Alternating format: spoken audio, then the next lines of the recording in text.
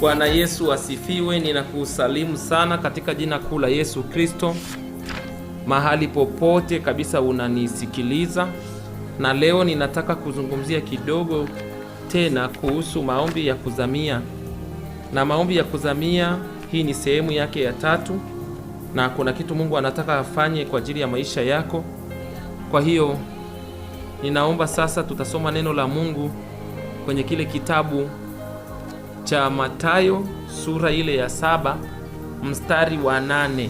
Mathayo sura ile ya 7 mstari wa 8. Katika hii sehemu ya 3 tuangalie kitu Mungu anazungumza pale kwa ajili ya maisha yetu na kwa ajili ya maisha ya watu wote. Na ukisoma kwenye kitabu kile cha Mathayo sura ile ya 6 sura ile ya 7 mstari ule wa 8, utaona jinsi anavyosema. Anasema, kwa maana kila aombaye hupokea, naye atafutaye huona, naye abishaye atafunguliwa. Sasa unavyoona anazungumza kwamba kila aombaye atapewa, naye abishaye atafunguliwa. Na ukisoma kile kitabu cha Mathayo sura ya 6 tena mstari wa 6, anasema, basi wewe usalipo, ingia katika chumba chako cha ndani, na ukiisha kukifunga mlango wako, usali mbele za Baba yako aliye sirini, na Baba yako aonaye sirini atakujaza. Sasa katika neno hili la Mathayo sura ya 6 mstari wa 6, unaona jinsi anavyozungumza pale katika neno lake mwenyewe. Anasema ukiwa katika kusali, Mungu anazungumza wazi kabisa kwenye kitabu hichi cha Mathayo sura ya 6 mstari wa 6 kwamba wakati unataka kusali, ingia katika chumba chako na ufunge mlango. Hayo ni maombi ya kuzamia sasa.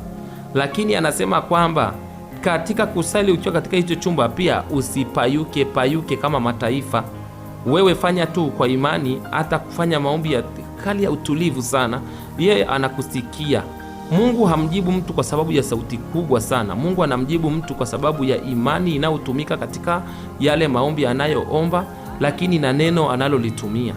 Kwa hiyo ukisoma lile neno la Mungu kwenye kitabu cha Yeremia sura ya 1 mstari wa 12, katika kuomba huko Mungu anasema yeye analitazama neno. Yeye analitazama neno.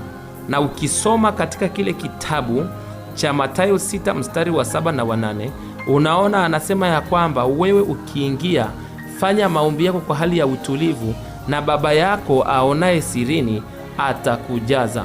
Kwa hiyo ninakutia moyo katika sehemu hii ya 3 ya kipindi chetu hichi inayozungumzia kuhusu haya maombi ya kuzamia.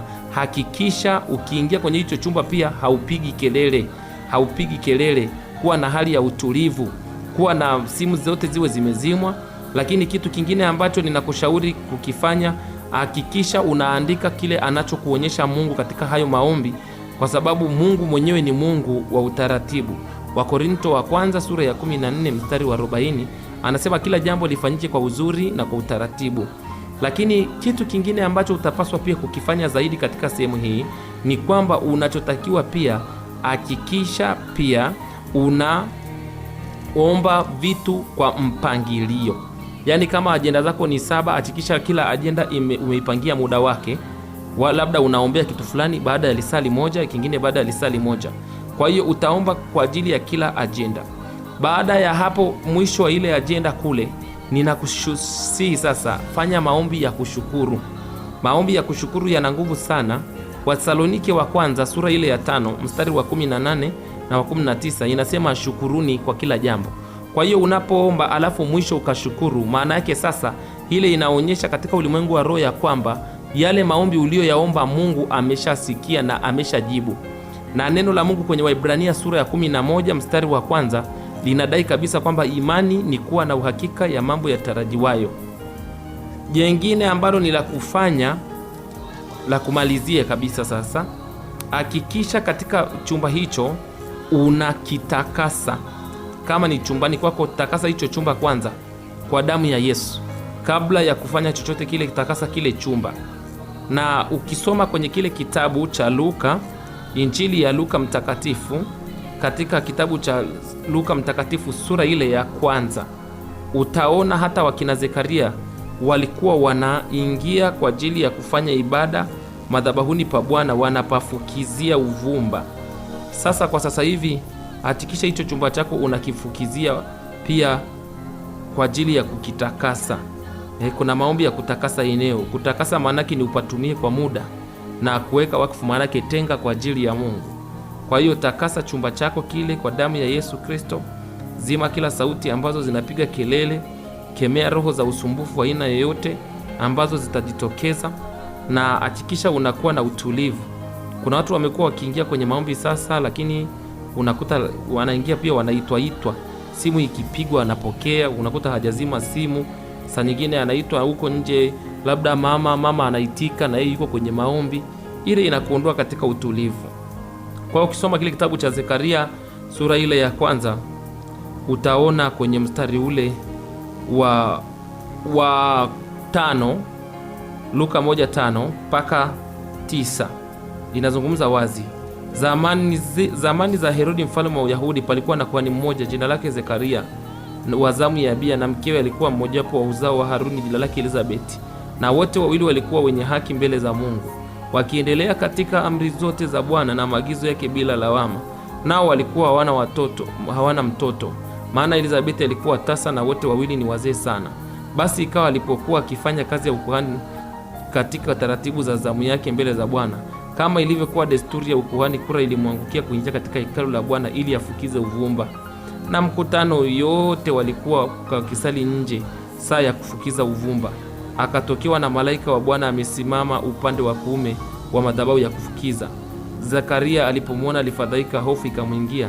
Lakini yule malaika akamwambia, usiogope Zakaria, maana dua yako imesikiwa, na mkeo Elizabeti atakuzalia mtoto mwanaume, na jina lake utamuita Yohana. Jamani, watu wako nje, Zakaria amejifungia, anafanya kazi ya ukuhani katika nyakati zile, lakini sasa malaika wa Bwana akamtokea. Kwa hiyo kuna muhimu sana wa kutengeneza atmosphere ya kiroho wakati unataka kufanya haya maombi yajibiwe. Kwa hiyo naamini utafanya vizuri. Kwa hiyo kuna vitu vingi Roho Mtakatifu atakuelekeza. Katika hicho chumba pia lazima kuwe kusafi. Mungu ni mtakatifu, akae mahali pachafu. Lakini kuna kitu kingine ambacho pia Mungu anaweza kukuelekeza. Kama umefunga, kama una watu unawaombea, hakikisha basi unaomba pointi moja baada nyingine, na Mungu atakwenda kukuvusha. Lakini kitu kingine kikubwa ambacho ninakutia moyo kukifanya, ambacho ni cha haraka, usitumie vitu vyenye sukari. Kwa mfano kama sukari, soda, acha vitu vyenye sukari nyingi. Tumia juisi, tumia kitu ambacho ni asali. Lakini hata kama ni juisi usiweke sukari nyingi sana. Sukari inaharibu pia sauti yako wakati wa kuomba, so nzuri. Kwa hiyo hakikisha unatumia kama asali yako, unalamba kidogo, itakusaidia sauti yako ikae vizuri kwenye hayo maombi. Lakini kitu kingine, usitumie maji ya baridi kabisa, kwa sababu yanaweza yakaondoa sauti yako, hata pamoja na kwamba ni ndogo. Tumia zaidi maji yenye vuguvugu kidogo. Lakini kitu kingine, epuka kumweleza mtu yoyote kwamba ulikuwa kwenye maombi ya kuzamia kabla majibu yako hayajajibiwa, kwa sababu kuna watu wenye roho ya kufisha. Kwa hiyo uwe mtulivu na uwe mwaminifu hata kufa, na Bwana atakupatia haja zote za moyo wako. Mungu akubariki sana kwa kunitegea sikio na kunisikiliza. Hadi wakati mwingine, na Mungu akukumbuke sana.